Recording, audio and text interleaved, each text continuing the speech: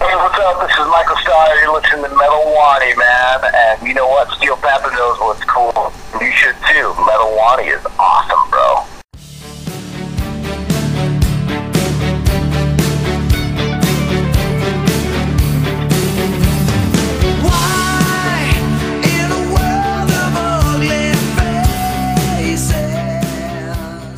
So we're here with Michael Starr of Steel Panther, and these guys have got All You Can Eat ready to come out on the 1st of April.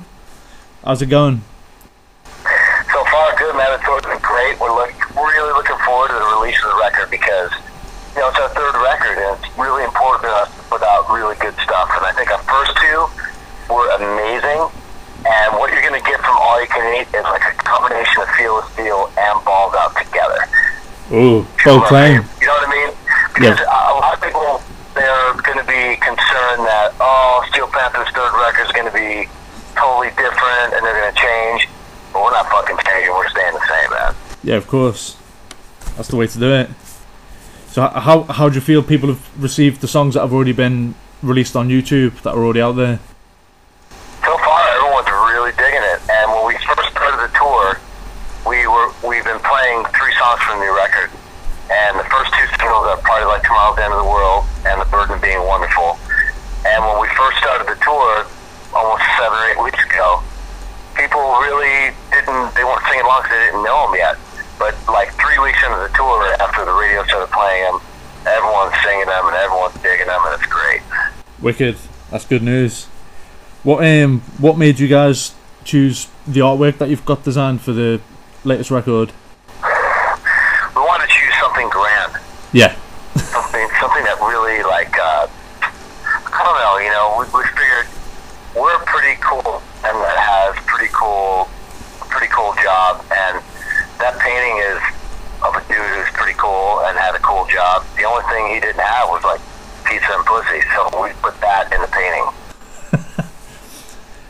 Do you feel it's gonna cause any controversy? Do you think anyone's gonna be a little upset?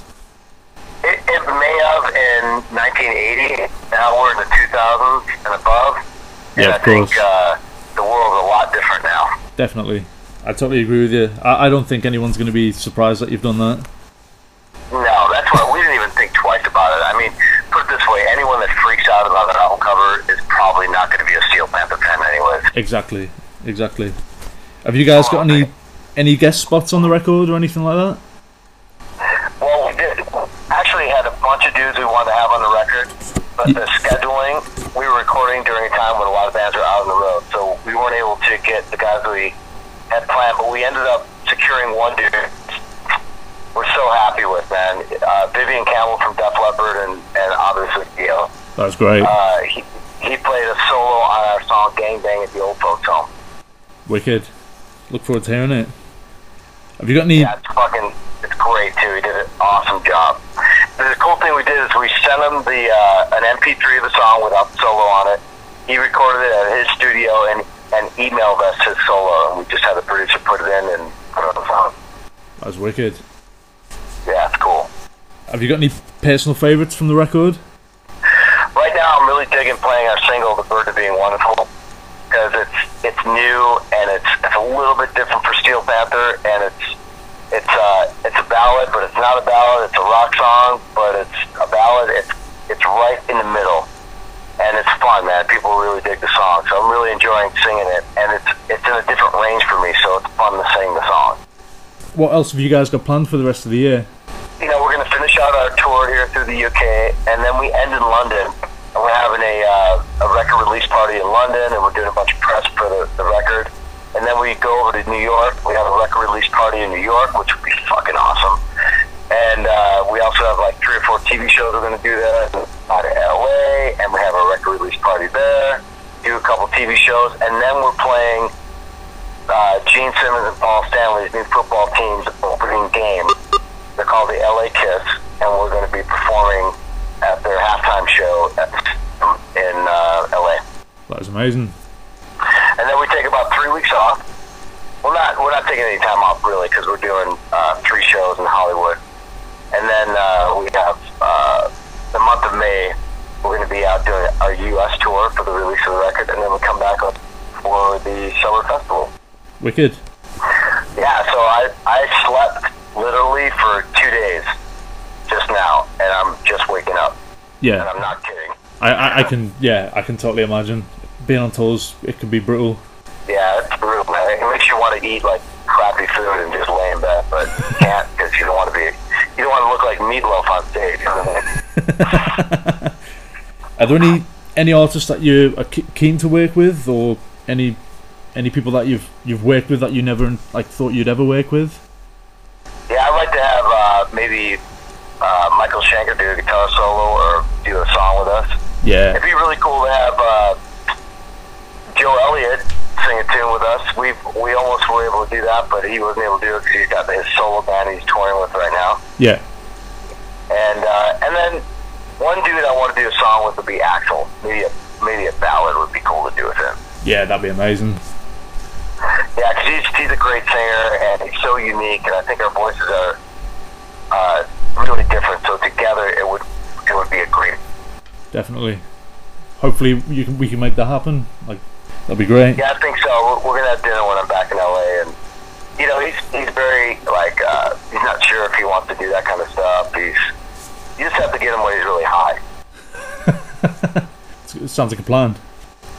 It's true, you know. Just bring some stuff over with me, feed him, and get him high, and we'll be rocking. Fair play. Would you guys be looking to play India anytime soon? Oh, we're definitely looking to play everywhere.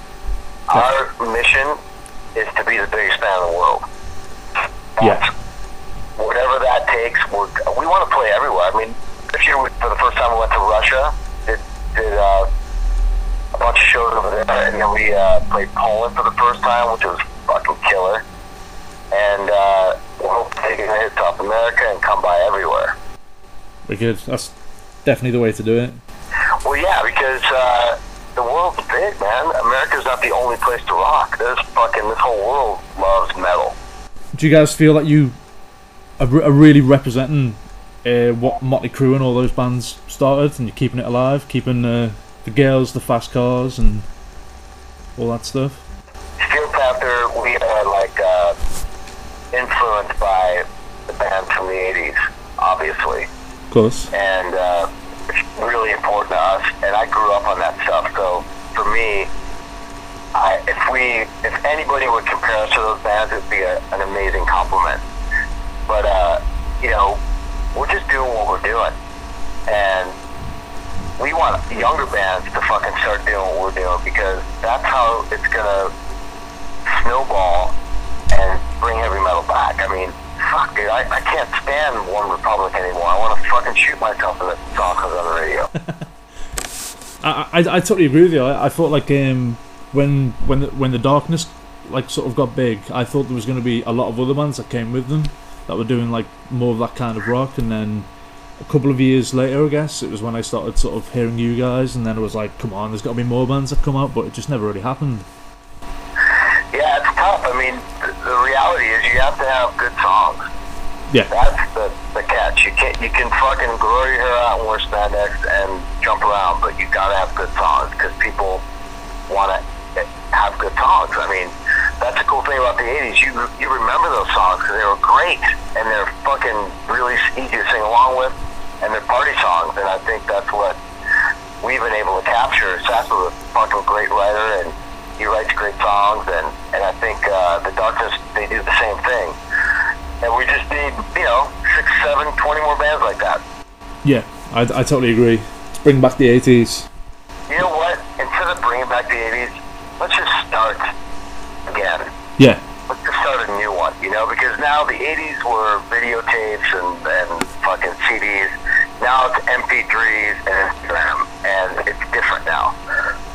Totally. So when you're fucking a chick on the bus, you can Instagram that shit, and everybody gets to see it throughout the whole world. Very true. And that's fun, because you get a quick response.